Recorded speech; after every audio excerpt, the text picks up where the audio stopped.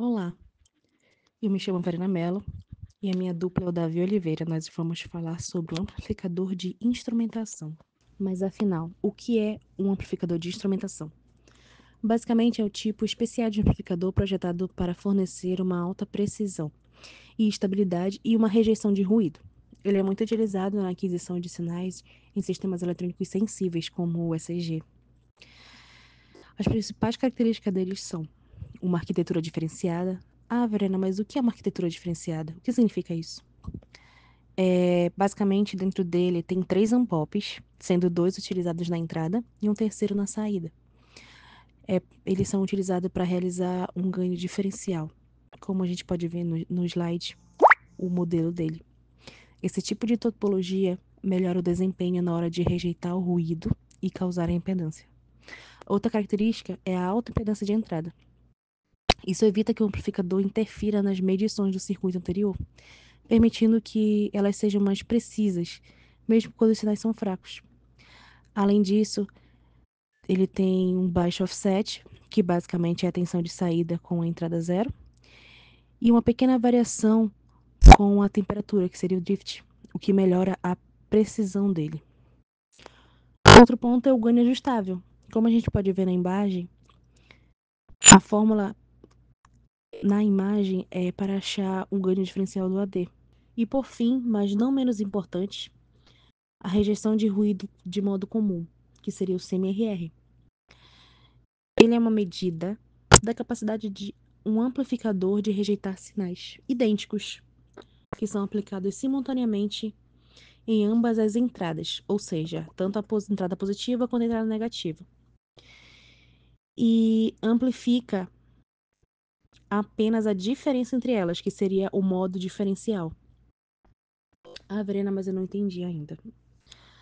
Bom, na prática, basicamente, imagine como se fosse medir um sinal bem fraquinho, como o ECG, que está misturado com ruídos vindos da rede elétrica, que nós sabemos que em média é 60 Hz. Esse ruído afeta igualmente os dois eletrodos de entrada. Se o amplificador tiver um bom CMRR, significa que ele vai ignorar esse ruído comum e amplificar apenas o sinal real, que é de interesse, que no caso é a diferença entre os dois sinais de entrada. Basicamente é isso. Aqui nós podemos ver o datasheet dos dois unpops utilizados para esse experimento, o AD620 e o TL082. Chegamos nos materiais utilizados. Dentre eles foram o gerador de função, o osciloscópio, multímetro, 4 resistores de aproximadamente 10 k ohms, 2 resistores de 22,76 ohms, um resistor de ganho de aproximadamente 1 k ohms, Unpop TL082, o Unpop AD620, protoboard e alguns jumps. Olá, me chamo Davi e esse aqui é o nosso experimento. Nós estamos na parte da montagem agora do circuito. Eu dividi em parte, então essa é a parte 1.1, que é a montagem do circuito, com uma onda de ECG de 100 mV pico a pico misturada com ruído. As duas fotos que vocês estão vendo à direita em cima, no canal 1, ou seja, o canal amarelo do osciloscópio, você tem a onda de ECG misturada, somada com um ruído de 60 Hz, sendo que a onda de ECG ela tem 8 Hz. Então você está vendo ali. E no canal 2, ou seja, o canal verde do meu osciloscópio, nós temos ali a saída do amplificador de instrumentação, ou seja, a onda somada com o ruído, subtraída desse mesmo ruído, ou seja, o conceito ali, né, do CMRR, certo? Então, aqui é a nossa montagem do circuito.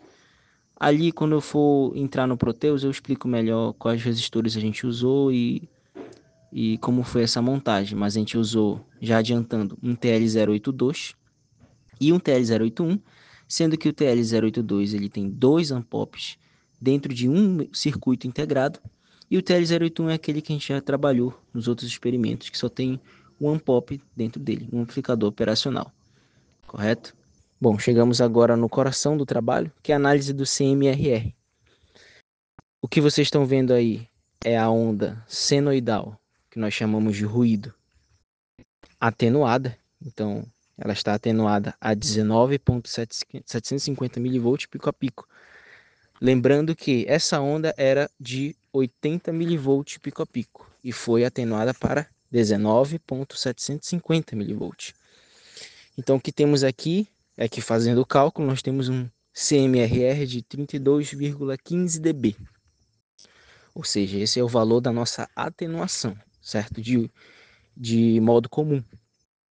Então, para resultados, a gente chegou no resultado que não é bom, assim, relativamente falando. Eu considero que não é bom. Foi o porquê? Porque a gente espera que tenha um ruído, uma atenuação, perdão, de pelo menos 90 decibéis. E a gente não viu isso na prática. Aí vamos para explicações, certo? Só podemos teorizar, mas o que a gente pode teorizar, e eu acho que a teoria mais aceita, é de que no gerador de função nós não temos uma exatidão das ondas. Então, quando eu estava colocando ali o nosso sinal de ECG somado com ruído de 60 Hz, de 80 mV pico a pico, na outra entrada, a entrada onde eu ia fazer a subtração desse ruído, né? Ou seja, ali na entrada não inversora e na entrada inversora, digamos assim, não temos a mesma amplitude, certo? Não temos a mesma amplitude do sinal, já que veio de outro canal do meu gerador de função. Isso pode ser dos porquês dessa atenuação não estar nos parâmetros ideais, ou seja, 90 decibéis, certo? Uma das explicações pode ser essa. Aqui nós temos o circuito no Proteus. Ali no canto superior esquerdo da nossa foto, nós temos o sinal de ECG, que está amplificado para 100 mV pico a pico, igual na vida real. Então eu usei um bloco ali de um amplificador não inversor para poder amplificar a onda, porque a onda que eu tinha, ela tinha uma amplitude de 0,5 mV. Daí eu precisei amplificá-la para poder parecer mais real. Parecer mais real não, para ficar igual ao nosso experimento, ou seja, uma onda de 100 mV de amplitude, certo? A frequência da nossa onda ela é de 1 Hz. Então, nessa parte não consegui deixá-la de 8 Hz, mas o cerne do experimento dá para fazer aqui. Então, temos ali nosso RG de 895 ohms, muito parecido, é exatamente o valor que a gente achou na nossa realidade. A gente usou um RG de 895 ohms, calculado através da nossa fórmula do ganho, para poder achar um ganho de 50, certo? E nós não obtivemos esse ganho de 50, porque, bom, aí vamos na primeira dificuldade que nós encontramos nesse nosso experimento, que foi a gente não conseguir chegar no nosso ganho ideal, que era o ganho de 50, ou seja, um sinal de ECG com 5 volts pico a pico, que é o que vocês estão vendo nessa imagem do Proteus. A onda ela tem um ganho de 5 volts, só que na vida real a gente conseguiu um ganho de 10, ou seja, foi para 1 volt pico a pico. Por quê? Aí de novo nós só podemos teorizar, mas eu fiz uns testes lá, procurei para ver se o problema era na montagem, no experimento, mas não era. Nós chegamos à conclusão, eu com os monitores, que era no gerador de função, na função soma. Na função soma do gerador de função, alguma coisa acontece que dá essa atenuação, certo? Então, é alguma função lá. Chegamos na parte 1.2 do nosso experimento, que agora dessa vez temos um sinal de ECG de 5 mV pico a pico, ou seja, uma amplitude bem menor comparada na nossa parte 1.1. E aqui nós podemos analisar uma coisa interessante. Primeiro que se mantém um problema que a gente não consegue amplificar até 5 volts pico a pico, nós só conseguimos amplificar até 1 volt pico a pico, certo? Pelo mesmo problema já especificado, já falado anteriormente. E o outro é que nosso ruído ficou bem maior, tem bem mais ruído, e a nossa onda senoidal também ela está bem menos atenuada. Bom, nós temos aqui a simulação dessa situação que eu acabei de narrar para vocês no Proteus. Então nós pontuamos que a gente conseguiu aqui, diferente da vida real, uma amplificação de 5 volts pico a pico, com o valor que a gente usou de RG de 43 ohms. A gente conseguiu um valor muito baixo, diga-se de passagem, porque é uma amplificação muito alta, uma amplificação de 1000. Então nós podemos ver que a gente consegue atingir e que não tem todo aquele ruído, certo? E também a gente consegue ver ali a nossa onda amplificada corretamente. Então é mais um desses indicativos de que na vida real tem os intempéries, tem as coisas que a gente consegue contornar e explicar por que acontece, certo? Chegamos na parte 2.1 aqui, que é a nossa onda de ECG com o AD620. E o que é o AD620? É o amplificador de instrumentação em um só circuito integrado. Então nós temos todo aqueles circuitos, os resistores, que tem que ser os quatro iguais, tem tudo aqui, só em um circuito integrado. Então só nós precisamos só ajustar nosso RG, que é o mecanismo de a gente obter nosso ganho. Então nós temos aqui o resultado do experimento, né? O que vocês estão vendo ali no canto inferior direito é a nossa foto da onda de ECG de 100 milivolts pico a pico, amplificada. Então, o mesmo problema ocorreu, nosso corroborando que o problema não era no circuito, certo? Ele não conseguiu ser amplificado até 5 volts. A gente usou um resistor de 1K, então ele não foi a gente não conseguiu amplificação até 5 volts, a gente conseguiu até 1 volt, idêntico ao nosso experimento com os ampops, certo? E a nossa atenuação foi menor, foi maior, foi menor do que usando só os ampops, o que é curioso, porque o AD, por ser mais compacto e por ter os valores de resistor extremamente iguais, extremamente precisos, ele deveria ter uma atenuação maior, certo? Mas só que a atenuação foi menor usando o mesmo gerador de função, os mesmos instrumentos. Ou seja, a nossa explicação agora para esse fato, a única coisa que eu consegui, que veio à mente, uma teoria, novamente reiterando, uma teoria, só pode supor, é que o componente é pirata. E isso não foi uma coisa que eu falei, o próprio monitor corroborou que os componentes lá são piratas. Então, por conta disso, pode ser isso também. Uma das explicações desse problema, certo? De atenuação ser menor, o que é um fato curioso. A atenuação do AD620 ser menor do que um amplificador de instrumentação projetado usando ampops ali do zero, digamos assim. Aqui nós temos a parte da simulação dessa do Proteus.